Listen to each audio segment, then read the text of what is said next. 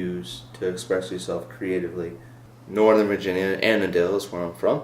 I went to school in Norfolk. I also went overseas and lived in Australia for a while, where I hitchhiked, ran out of money. I had to cut these giant fish, these giant reef fish, to make money. That was pretty cool. So I lived in a bunch of different cities in Australia, and I lived in Chicago. I lived in a couple places in Chicago, and then I lived in a couple places in New York City. Well, I moved to Chicago without knowing anybody, and I moved right around September 11th. So September 11th plus not knowing anybody, being in a city where I was not from, and the people are completely different, and might as well have been a different country. They made me feel really alone, and I had to get to know myself because that was the only person around me.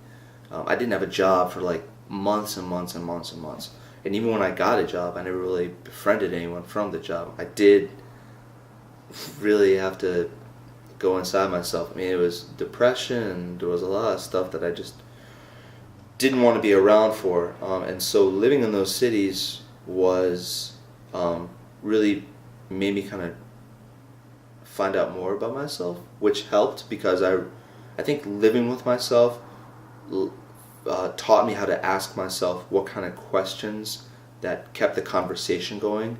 From that, I got to maybe pull some of the things from my past and freeze them in a little canvas in my head and then move them around. And from that, I think I figured out how to change those shapes. And I think that it all came from being alone, being without anybody, and having to meet myself for who I really was. It sucked, but I mean, it definitely, I think I pulled as much good from it that I could.